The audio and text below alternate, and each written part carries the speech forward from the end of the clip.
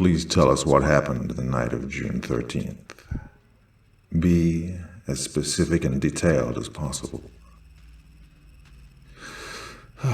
Look, I'm going to make this as quick as possible for the obvious reasons. I'll give my version of the events for why I was fired, and you're going to do your damnedest to try and get me my severance package, or at least something to keep me going in between jobs. How's that sound? Do we have a deal? Okay. It started about a half year ago, when I just moved to the area.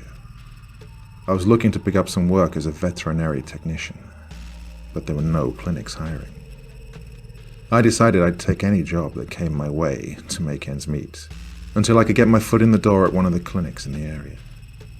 As you know, I managed to land a security job at a nearby hospital. Well, it was this hospital to be exact. It was a pretty quiet job. I walked around on patrol every hour or so. Struck up a conversation with the nurses and patients when I was feeling chatty, and spent the rest of my time reading A Song of Fire and Ice. What? It's not like you can fire me twice. You'd be surprised what I caught some of the other guards doing when I stepped in to relieve them.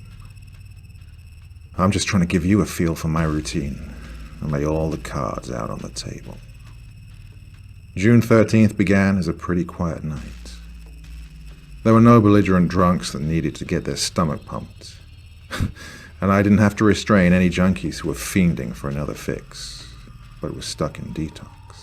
I like these nights best of all, where I don't have to worry about a drunk vomiting on my shoes, or have to talk a problem patient back into their beds. Oh, by the way, in the interview the boss man said nothing about how to restrain patients that weren't free to leave. Hey, I'm just saying. With a little more training about protocol, maybe we wouldn't have had the situation we did, and I wouldn't be talking you through that night. Anyways, it was around 8 o'clock that I got the call from the boss. He told me that the hospital was about to be getting a very important patient, and asked me if I felt up to the task. I told him yes, because there wasn't any other option. He could try to call someone else into work for my 8 p.m. to 8 a.m. graveyard shift, but there wasn't a snowball's chance in hell he would find someone on such short notice.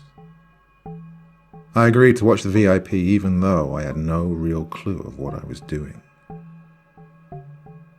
I decided to ask the charge nurse for some information about what hospital security typically does with important patients. I assumed that it was probably some B-list celebrity who had gotten tipsy at a club and rolled their ankle on the dance floor. The charge nurse told me what I already assumed.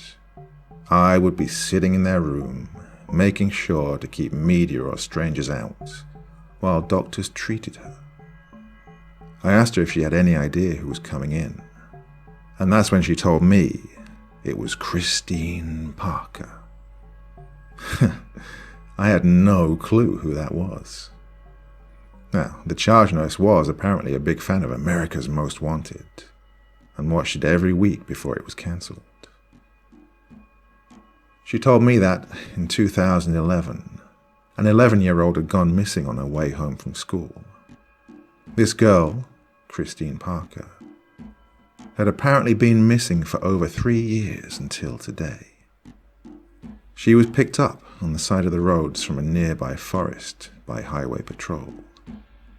She was set to arrive at the hospital in 30 minutes to treat the injuries she'd sustained in the escape from her captor. I did a quick walk around the hospital to make sure there weren't any news crews setting up outside. Apparently, the police misled the media by telling them she was being sent to a larger metropolitan hospital, while quietly sending Christine out to a hospital in the boondocks. Of course, this meant that they had to post up near the hospital they told the media about. Otherwise, they would catch on to their duplicity. Their ploy had worked, and there was no one in sight. The girl would be allowed to convalesce in peace, without media buzzing around her like flies on a shit heap. Christine arrived and was taken up to the OR wing of the hospital. This wasn't because she needed surgery, but because the OR was shut down on the weekends. I always assumed it was closed because the surgeons wanted some time to play around with 18 holes on the weekend without having to worry about checking in on their wards. She was brought into the OR because there weren't a whole lot of people there, and it would be easier to keep all non-essential personnel out of the way. There was a flurry of doctors around her, and I couldn't really get a good look at her through the whirlwind of white coats and nurses' scrubs. But I did catch glimpses. She had dirty brown hair that looked like it was a bird's nest and hadn't been combed in a long time. There were scars along her arms and legs that I am fairly certain didn't stop at the sleeves of her clothes. Her right hand was shattered, and it looked like it had been shoved into an industrial trash compactor. Bones poked out of her hand like pins in a pincushion. She was emaciated and looked like she'd been through hell. The doctors took a blood sample and left to run some tests and a few other scans. The nurses pulled the curtain and helped her change into some scrubs. When they pulled the curtain back, I saw that the scars indeed did not stop at her sleeves. The nurses asked some basic questions and then went on their way to treat their other patients. The only information I caught was that she was 14. She didn't know if she had any allergies, and she had been held captive in the woods for over 3 years. Once the nurses left, it was just me and Christine in the hospital room. I had no clue of what to say to her. She was obviously shell-shocked. I'm not really a conversationalist, so I tried to keep my trap shut and not look at her injuries. I didn't do a good enough job, because she caught me looking at her hand. She raised her broken right hand and said, "That hurt like a bitch." She gasped and raised her hand to her mouth, as if she'd said something horrible. And I tried to put on my best smile and told her that it was all right if she wanted to swear. She paused and then said, uncertainly, "Fuck, shit, balls." She spoke like she was testing them out, and enjoyed how they rolled off her tongue. She continued by telling me that he wouldn't let her swear. Now, it was here that I breached protocol and asked her about what had happened out there in the woods. I wanted to have that information ready for the police when they arrived, so maybe I could save her the trouble of rehashing it for 2 stone-faced officers. Well, I remember a time they asked a rape victim to describe her attacker's genitals, who then broke down at being forced to remember that trauma. I tried to give her that one mercy and protect her after she'd been exposed to so much. So, I was trying to give her that one mercy and protect her after she'd been exposed to so much. She looked down and said, "The hand doesn't hurt as much as you'd think. I think it's the fact that I had to steel myself for what I had to do. I needed that hand broken so I could slip the cuffs. I had to do it, otherwise he would take it from me again." Do you understand? The kid smashed her own hand up. She did it so she could slip the cuffs off. I then asked her the question that I wish I'd never asked. I asked her what her captor was going to take from her, thinking maybe he'd given her a puppy or a doll to assert control over her. Christine lowered her hand to her stomach, and for a second, I thought she was having some intestinal issues until she said, "I'm late." The horror of that statement barely had time to sink in before she continued. She said that she'd missed her period before, and when her captor found out, he beat her viciously. She told me that he kept striking her until she was on the ground, and then he kicked her in the stomach. She started to cry, and there wasn't a single thing I could think of to say to calm her down other than, "It's over."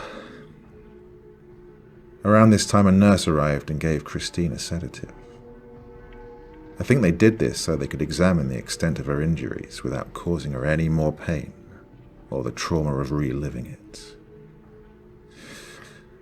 I hate to say it, but I was thankful she was out cold.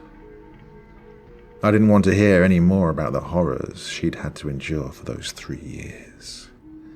The scars and the improperly healed bones were a testament to the tortures she'd suffered. I watched over her for a few hours. I tried not to look too closely at the hundreds of scars. Some calloused and healed, while others looked like they were weeks old. The soles of her feet were blackened and cut up from running through the woods for miles while seeking help. I tried not to look at her mangled right hand that she had stomped and broken so she could slip the cuffs off. I tried not to look. It was around 5 o'clock when the man showed up in the OR. I was getting ready to kick him out when he asked if I was watching over Christine Parker. He was an average-looking guy. He was wearing jeans and had a weary look about him. I told him I was watching over a private patient whose identity had not been known to me, just like the guide tells us to say. I thought he was some vulture from the newspaper who'd slipped in, but that's when he told me that he was her father, Richard Parker. He kept pressing, and eventually I relented under the condition that I stay in the room while he was there. I brought him into the room and he stood over the broken body of his girl. It looked like he was about to break into tears at the sight of her injuries, but he managed to keep himself under control. As she was unconscious, there wasn't much he could do or say to her. He stroked the side of her face and then sat down next to me. We sat in silence for 5 minutes before he struck up a conversation with me. He told me all about his daughter, how she liked those frilly Disney princesses, how she used to be so afraid of the dark that he'd had to buy a nightlight, how he used to carry her around on his shoulders. It was here that he really cried. He buried his face in his hands and wept. He looked like a man who was weeping at a funeral, which, in a sense, I guess he was. The daughter he knew had died. She would live a scarred and emotionally damaged life. He took a couple of minutes to get himself under control. He told me that his wife would be here shortly. We talked a little more. It was mainly small talk. I can't even remember what we talked about exactly. He was more focused on Christine than talking, but I think he felt uncomfortable with the silence. Now, I don't have an exact time, but I think we probably dragged the conversation on for an hour or so. It was around 7:30 when Christine started to come to from the sedative. Richard Parker noticed her stirring and rushed to her side. He stroked the side of her face as she opened her eyes. He leaned down and planted a kiss on her forehead and whispered something into her ear. He turned towards me and told me that he'd promised he'd let his wife know when she was awake. He left for the main lobby just as my radio went off in my ear. It was my boss radioing in, so he could take over my shift. I went down to the command post and greeted my boss. He typically showed up 15 minutes early to let me off with a couple of extra minutes. He asked how it went, and I told him that it had been pretty quiet, except for when the father visited. A look of confusion crossed his face, and he told me that Christopher and Regina Parker were supposed to be coming in at around noon, so the doctors and nurses could bandage and treat her before the reunion.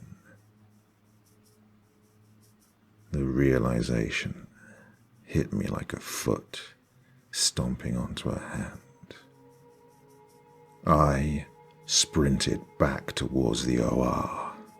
I sprinted down the hallway, dodging nurses and doctors alike.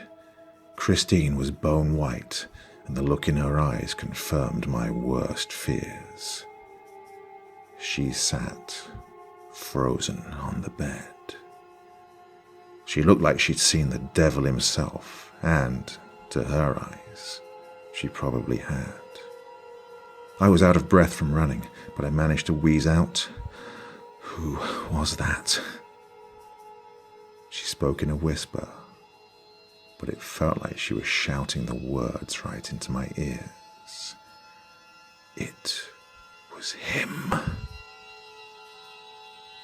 I croaked. "What did he tell you?" She looked up at me, and in that moment her eyes were as wide as saucers. She said, "He told me that he loved the time we'd spent together, and that we should do it again." The rest of the words caught in her throat, and she broke down wailing and weeping. My boss arrived at around that time, and I was fired almost on the spot. That's my story. I know I messed up, but how could I have known who that guy was?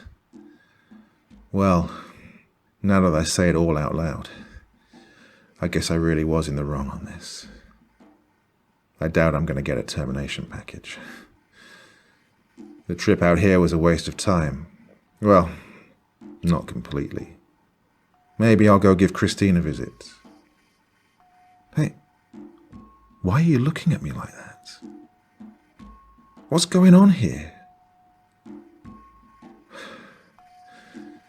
This whole interview wasn't about my severance or wrongful termination. This interview was about Christine. Oh God, is she all right? Christine has been missing since last night. We have no clue where she could be.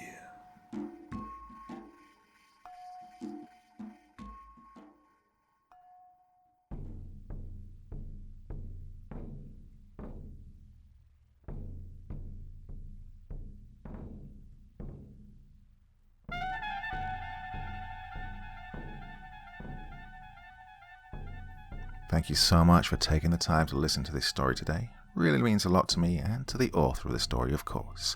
Well, if you want to know more about me, I'm pretty much everywhere on social media. You can find me on Facebook, Twitter, Instagram. You can download my music on SoundCloud. I've got a Patreon if you feel like. Throw me $1 or $2. Very much appreciated. And of course, on Reddit, I have a place where you can leave stories if you want me to read one that you've written. Well, hoping to see you all again very soon. Till then, sweet dreams. Bye-bye.